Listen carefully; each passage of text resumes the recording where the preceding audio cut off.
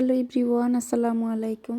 আজকে আমি আপনাদের সাথে শেয়ার করব, গত ভিডিওতে আমি খুব সুন্দর একটি কুর্তি কাটিংয়ের ভিডিও দেখিয়েছি, কুচি দিয়ে 2 লেয়ার ফ্রক। তো আজকে আমি সেটার সেলাইয়ের ভিডিও দেখাবো।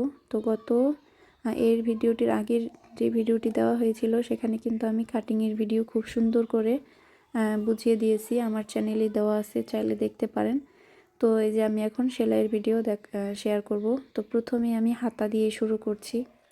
তো প্রথমে হাতার যে একটা লেস দিয়ে ডিজাইন করব, সেই ডিজাইনটি এখন আমি করে দেখাবো। তো প্রথমে এই যে প্রিন্টের কাপড়টা সোজা রেখে হাতার কাপড়টা এই যে এর উপরে রেখে তারপর একটা সেলাই দিয়ে দিচ্ছি।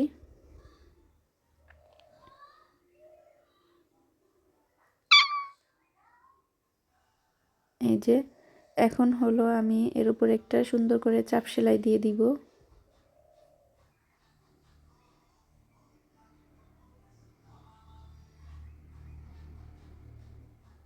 এই তো চাপ সেলাইটি দেওয়া শেষ।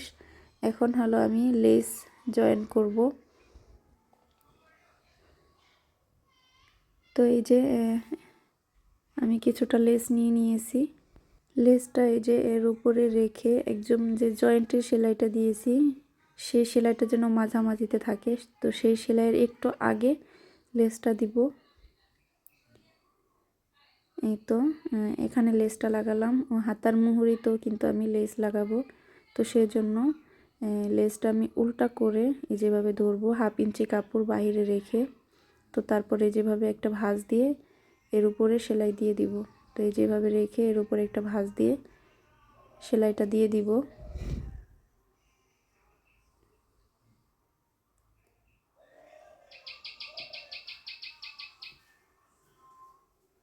এই যে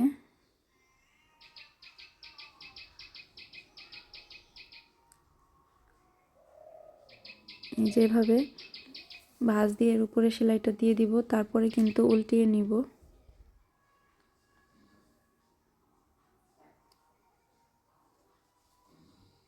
এই যেভাবে উল্টিয়ে তারপর এখন এর উপরে একটি চাপ সেলাই দিয়ে দিব। ভিডিওটা ভালো লাগলে প্লিজ সবাই চ্যানেলটা সাবস্ক্রাইব করে পাশে থাকবেন, আর অবশ্যই একটি লাইক দিয়ে দিবেন। তো এই যে চাপ সেলাইটি দেওয়া শেষ। এখন আমি উপরের যে লেসটা সেটার এই যে মাথায় একটা সেলাই দিয়ে দিচ্ছি, যেন লেসটা একদম সুন্দরভাবে বসে থাকে। এই তো সেলাইটি দেওয়ার পর হাতাটা কিন্তু তৈরি করা শেষ। এখন হলো আমি গলাটা বসাবো একটা কাপড়ের উপরে। যেভাবে গলাটা বসিয়ে নিব সুন্দর করে। আপনারা চাইলে যে কোনো ডিজাইনের গলা এভাবে বক্রম দিয়ে তৈরি করতে পারেন। তো আমি একটা পান গলা তৈরি করেছি। তো এখন এই গলাটি একটা কাপড়ের উপর বসিয়ে নিচ্ছি।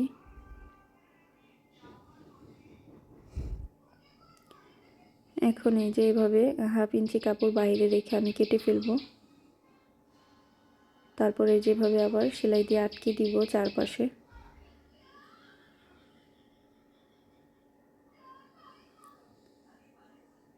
তো এখন এই যে গলাটি আবার আমি জামার সাথে এই যেভাবে প্রথমে মাঝখান দিয়ে সেলাইটা দিয়ে দিব, একদম গলাটা মাঝামাঝি রেখে। তো মাঝখান দিয়ে একটা সেলাই দিয়ে দিলাম। তো সেলাইটা আবার এখন কেটে ফেলবো। তো এখন হলো এই যে গলার সাইডে একদম বক্রম ঘেঁষে, বক্রমের উপরে যেন সেলাইটি না পড়ে সেদিকে খেয়াল রাখতে হবে। একদম বক্রমের কর্নার দিয়ে সেলাইটি দিয়ে দিব। তো গলাটা কিন্তু অবশ্যই সোজা সাইড থেকে লাগাতে হবে। এই যে এখন এই যে এভাবে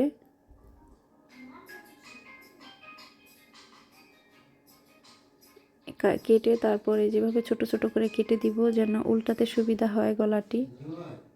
এই যেভাবে উল্টিয়ে এখন এর উপরে একটা চাপ সেলাই বসিয়ে দিব।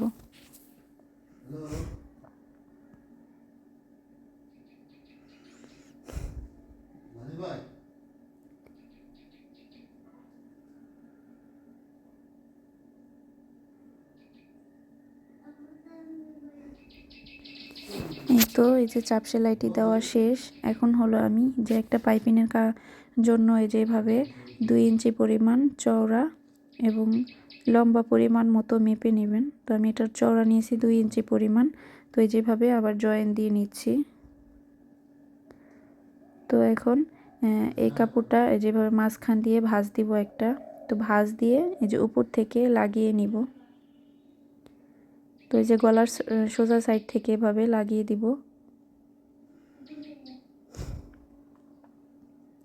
তো চিকন করে সেলাইটি দিব যেন চিকনভাবেই এই এক কালারের পাইপিংটি দেখা যায়।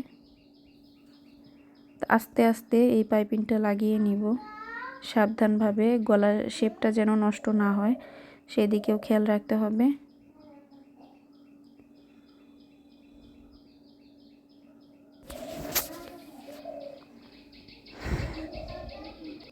তো এই যেভাবে পুরো কাপড়টির উপর লাগিয়ে নিব।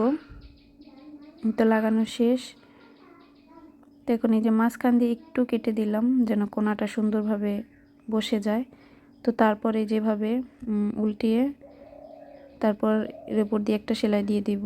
খেয়াল রাখতে হবে কাপড়টা যেন নিচে থাকে, সেলাইটা দিলে যেন আটকে থাকে, কাপড়টা যেন সরে না যায়। তো এই যে এখন যেভাবে উল্টিয়ে একটা সেলাই দিয়ে দিচ্ছি। এদিকটা যেন কুঁচকিয়ে না থাকে সেদিকেও খেয়াল রাখতে হবে। এই যেভাবে কাপড়টা ভেতরে দিয়ে দিয়ে এবং নিচে যেন কাপড়ের উপর সেলাইটা পড়ে সেদিকেও খেয়াল রাখতে হবে।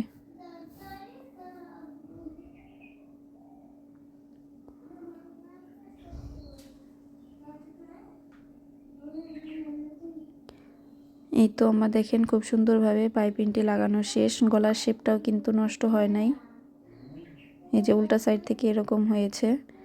তো এখন হলো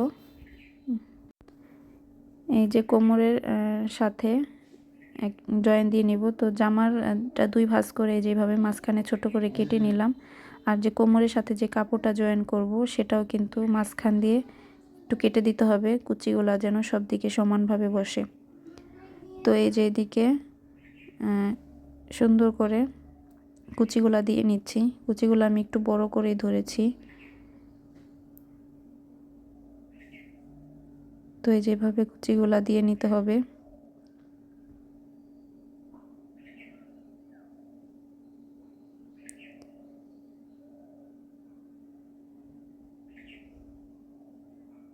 এই যেভাবে সমান করে দিতে হবে, না হলে যেন কুচিগুলা কুচকানো না থাকে।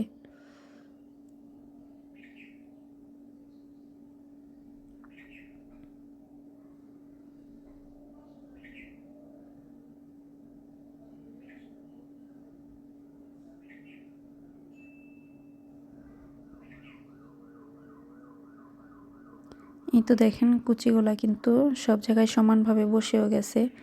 তো এখন একটা এর উপরে চাপ সেলাই দেওয়ার দরকার নেই। তারপরে এই যে নিচের লেয়ারের যে কাপড়টা সেটার উপরে আমি চিকন করে যে পাইপিংয়ের জন্য 1 ইঞ্চি চওড়া এবং পরিমাণ মতো লম্বা করে একটা কাপড় নিয়ে এখন এর উপর দিয়ে একটা সেলাই দিয়ে দিলাম। তো এই সেলাইটি সোজা সাইড থেকে লাগিয়ে এখন উল্টা সাইডে নিয়ে এভাবে ভাঁজ করে দিব। তো আবার সোজা সাইড থেকে লাগিয়ে উল্টা সাইডে ভাঁজ করে দিলেও একই রকম লাগে 2 সাইডে। তো আমার উপরের যে ফ্রকটি আছে সেই ফ্রকটির চওড়া কিন্তু ঘের কিন্তু 42 ইঞ্চি আছে। তো তার থেকে 20 ইঞ্চি পরিমাণ বেশি নিয়েছি আমি নিচের লেয়ারের কাপড়ের ঘেরটি। এখন এই যে এর উপরে রেখে তারপর সেলাই দিয়ে দিব।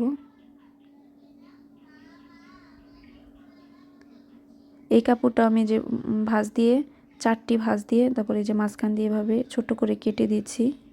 আবার উপরে যে কাপড়টা লাগাবো সেই কাপড়টাও মাঝখান দিয়ে ভাঁজ দিয়ে 4টি ভাঁজ দিয়ে এভাবে কেটে নিলাম যেন সব জায়গায় কুচিগুলা সমানভাবে দেওয়া যায়, আইডিয়া করা যায়। নাহলে এত বড় একটা কুচি যেন এলোমেলো না হয়ে যায়।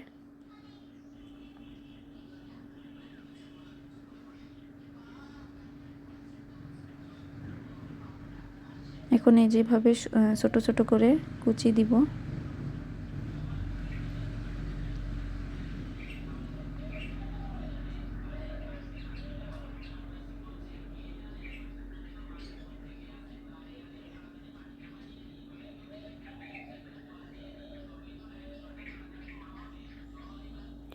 তো এই কুচিগুলা কিন্তু দেওয়া শেষ। এখন এর উপর দিয়ে আমি একটা চাপ সেলাই বসিয়ে দিব। এখন আমি এই যে এর উপর দিয়ে একটা সুন্দর করে চাপ সেলাই দিয়ে দিচ্ছি।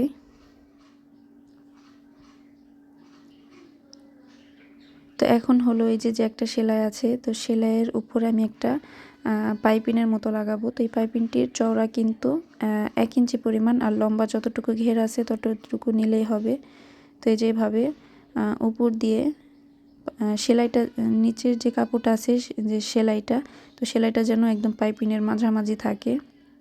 তো সেলাইয়ের একটু উপরের পাইপিংটা লাগিয়ে দিব। তো এই যে উপরেরটা লাগানো শেষ, এখন হলো নিচেরটা লাগাবো এই যেভাবে ভাঁজ দিয়ে। তো এখন এই যে নিচেরটা এই যেভাবে সেলাই দিয়ে পুরো কাপড়টির উপর বসিয়ে নিচ্ছি।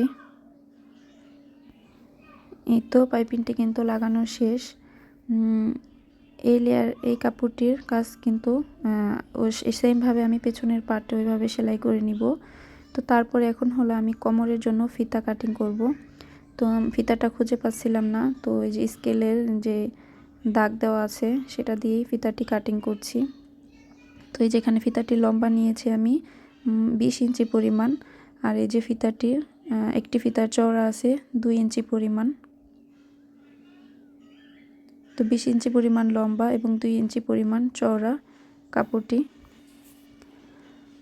তো এই যে এক মাথা থেকে যেভাবে প্রথমে একটু কোনাকুনি করে সেলাইটা নিচে নামিয়ে তারপরে যেভাবে সোজা করে দিতে হবে, যেন ফিতাটা উল্টানোর পর একটু চোখা থাকে।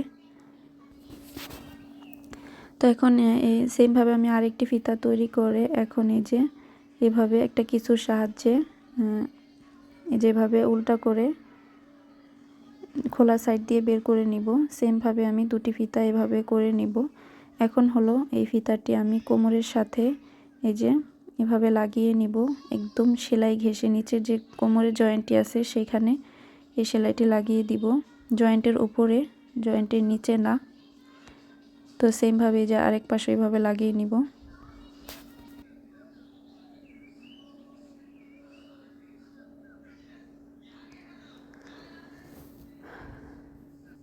তো এই কাজের মেন কাজ কিন্তু মোটামুটি কমপ্লিট। এখন হলো কাজ জয়েন করব। তো এই যে এখন কাজটা যেভাবে জয়েন দিয়ে নিচ্ছি, গলাটা কিন্তু এভাবে খুলে তারপর শুরু করতে হবে এই যেভাবে।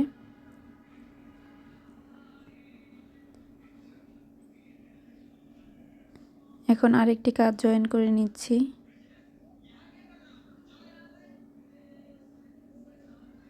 অবশ্যই ডাবল সেলাই দিয়ে নিতে হবে শুরু এবং শেষ করার আগে। এখন দুটি সাইড জয়েন করে নিব।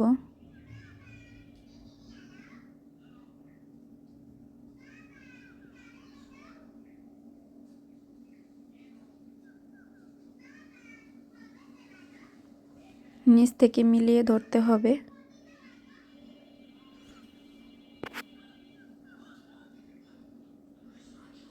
এই তো লাগানো শেষ। সেমভাবে আমি আরেক পাশে ওইভাবে সেলাই দিয়ে নিয়েছি। তো এখন হাতার মুহুরি সেলাই করব। তো এই যে হাতার মুহুরি যেভাবে সেলাই দিয়ে নিচ্ছি, কিভাবে হাতা কাটিং করেছি সেটার ভিডিও তো দেওয়াই আছে। তো এই যে পর্যন্ত রেখে তারপর আবার যেভাবে মিলিয়ে ধরে এই তো হাতাটা এখন এভাবে আমি উল্টিয়ে নিব। তো উল্টিয়ে তারপর এই যে জামার ভেতর দিয়ে ঢুকিয়ে তারপর সেলাই দিয়ে নিব। খেয়াল রাখবো কোনটা হাতার তালপাট এবং জামার তালপাট যেন মিলে, সেভাবে সে পাটের সাথে মিলিয়ে দিব। তো এই যে হাতাটা লাগিয়ে নিচ্ছি সুন্দর করে। তো প্লিজ দয়া করে যারা আমার চ্যানেলটি সাবস্ক্রাইব করেননি তারা চ্যানেলটা সাবস্ক্রাইব করে পাশে থাকবেন, আর অবশ্যই ভিডিওতে একটি লাইক এবং কমেন্ট করবেন।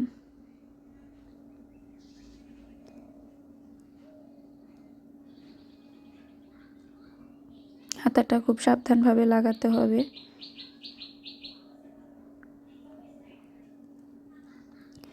তো এই ড্রেসটার কিন্তু কাটিং ভিডিও চ্যানেলে দেওয়া আছে খুব সুন্দর করে, পার্ট 1।